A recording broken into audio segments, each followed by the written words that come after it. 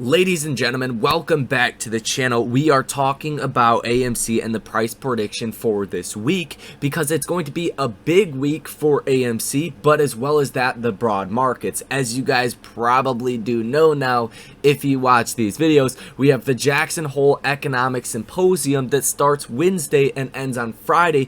This is the first time we will hear from Fed Jerome Powell.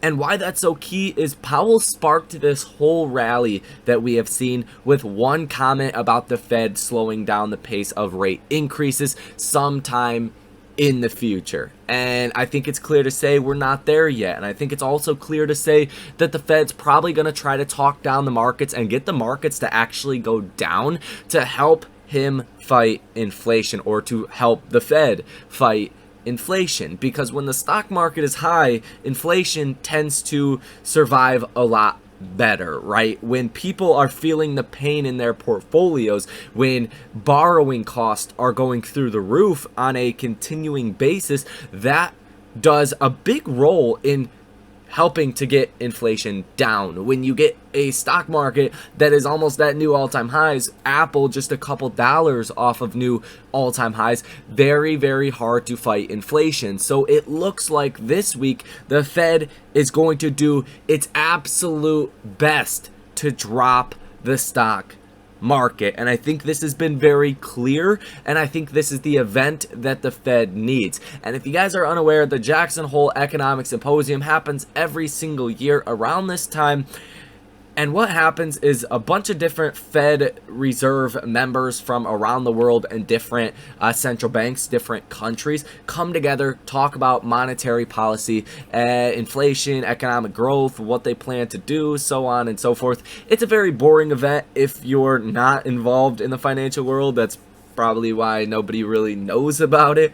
But it's very key. It's the first time we're going to hear from the Fed.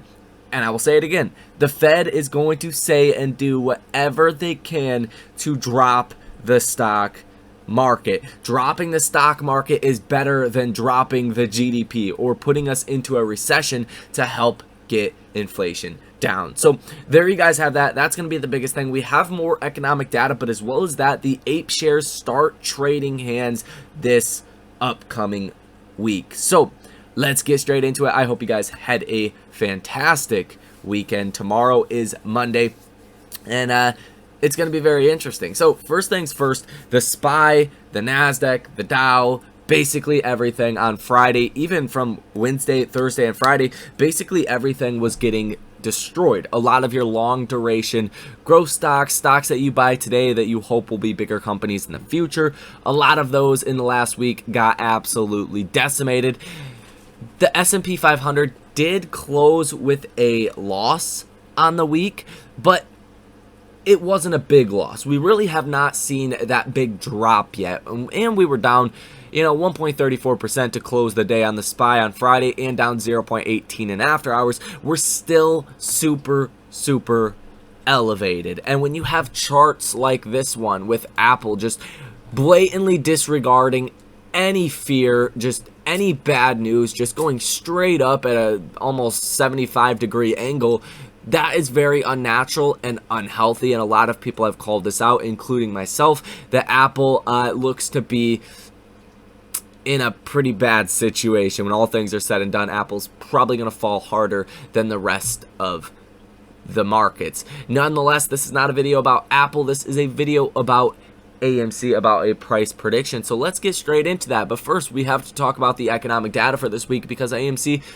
like I've said many times, does not live in a bubble. If something happens in the broad markets, it will affect AMC stock. And for Monday, we really don't have anything as far as economic data.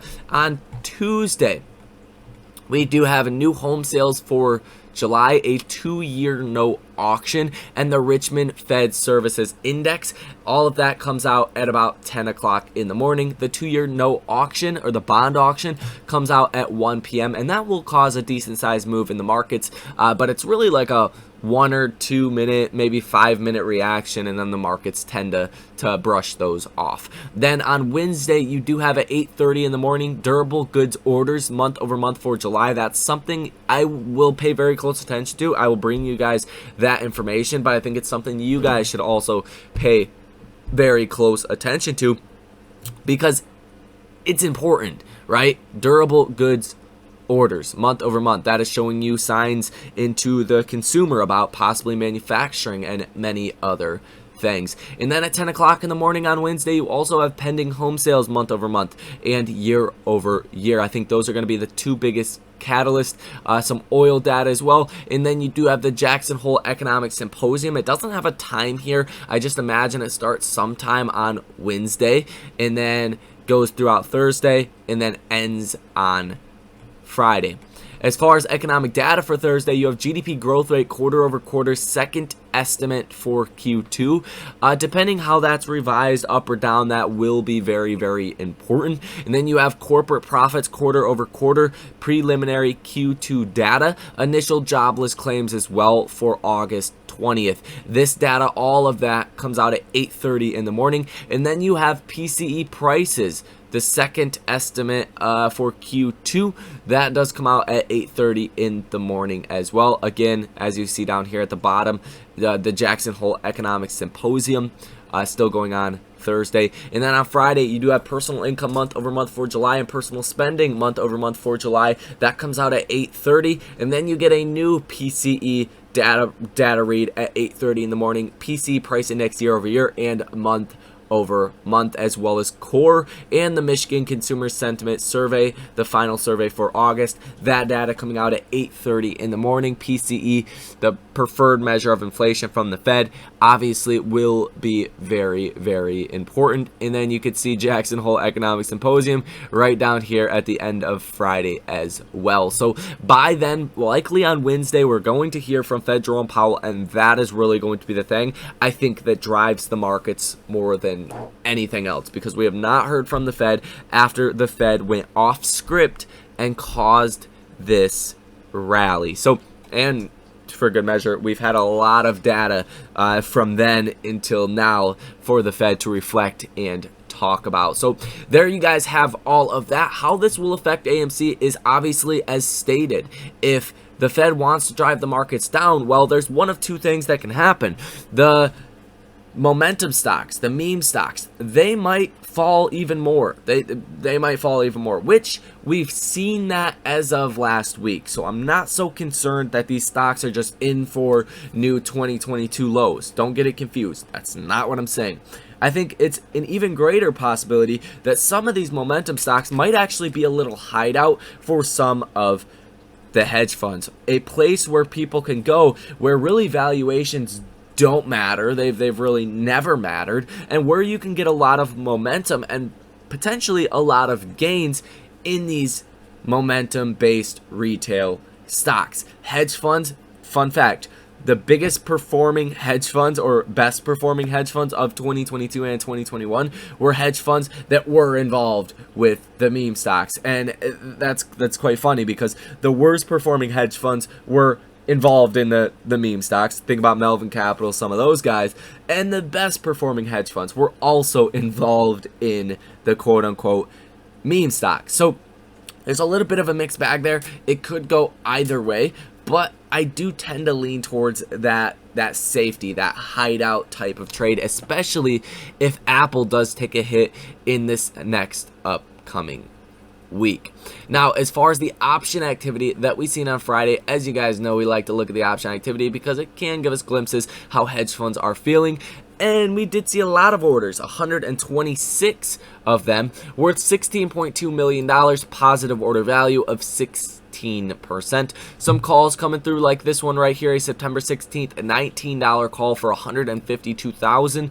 And you are seeing a lot of puts, a lot of calls, kind of 50-50, but you just have a lot of orders for puts, and some of them that are very large really skew this positive order value to look more negative than it really should, like a $2 million put order right here and a $1.2 million put order right there as well. So a little bit of a 50-50 action, but definitely a lot of the dollar amount of options on Friday was skewed to the bearish side. As far as the estimated short interest of free float, that is sitting at 18.58%. Short interest in dollars is sitting at $1.85 billion. Free float out on loan 28.24%. That is up about 8.66% over the past 7 days, going from 26% to 28%. So it looks like hedge funds are taking more shares out on loan. We'll see if they have sold those shares short yet, and that's possibly some of the downside we were seeing on Wednesday, Thursday, and Friday, or if that is to come. And I would imagine, given the downside that we did see last week, that you probably did see a decent amount of shorting happen with the stock. Now, the total shares that are out on loan is sitting almost at 146 million shares. Days to cover at 3.1, cost to borrow at 8.74, and 100% share utilization. Cost to borrow max sitting at 11.08%. That is high, but once we start to get more volatility back and forth, these numbers will go back up. Cost to borrow average sitting at 8.73%, and cost to borrow minimum at 6.56%. So all in all here, 18% short interest is a lot, and you guys want to keep in mind, ape shares, they start to trade this week, and what hedge funds don't want to see happen is a bunch of synthetic shares essentially be exposed. Like Adam Aarons has already said, this acts as a share count, and this is something that is really going to hurt the people betting against AMC fundamentally, because it gives them an opportunity to raise capital down the line. So that's fundamentally securing the company a little bit more. And also, like I said, the share count, the synthetic shares, they don't want that information out there, right? So the only way to not make that information out there is to go ahead and buy shares of AMC. And you guys want to think about the T+2, T+3 settlement time. So really, we're going to want to see come Wednesday, Thursday, what the situation is on the ground with AMC stock, or on the chart if that is more appropriate. So there is that. Let's talk about the actual chart. Since we said charts, let's talk about the chart. So I think here on the worst case scenario, we head back down to the 50 and 100-day moving averages, which are converged right now. The 50-day moving average at $16.60. 16 cents per share, 16.16, and the 100-day moving average at about $16, $15.99 per share, and a 7. So basically at 16 cents. They are pretty much converted, and I do think you will see a lot of support around that level. Just like we seen on Friday, we actually dipped down to 17.50 and then ultimately did close at 18.02 by the end of the day. So we did reverse 50 cents from the low, and I think that is really because we were getting close to those moving averages, which will serve as support. And it's been a pretty bloody last couple of days, dropping 14% August 17th, and then dropping another 10% on August 18th, and then dropping another almost 7%, over 7% if you include after hours, about 7.7% on August 19th, which was Friday. I think we're due for a little bit of a bounce, which might come early in the week before that Jackson Hole Economic Symposium comes on Wednesday.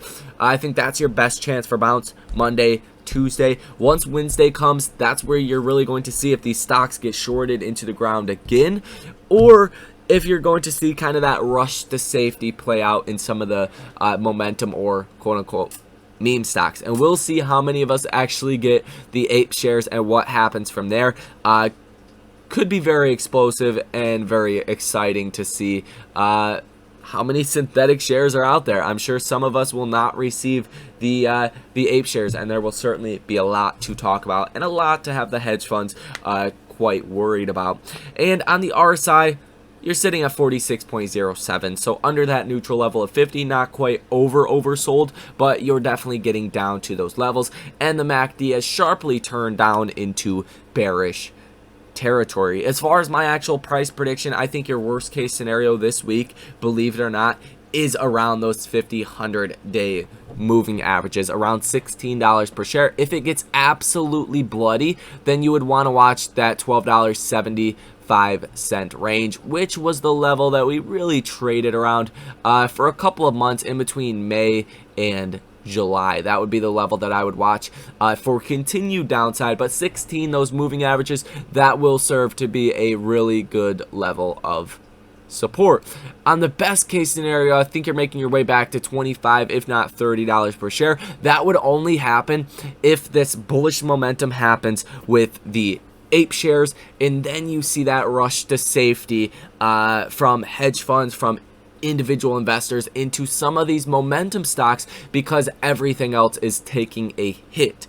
We have seen that before. Actually, the low of AMC stock for 2022 back here on May 12th was not the low for the S&P. The low for the S&P was actually back here on, I believe it was July 17th. We'll go ahead and look at that. June 17th was the low for the S&P 500. What actually happened on June 17th for AMC stock? Well, AMC went up 6.28% that day and continued higher ever since then. So it's 50-50.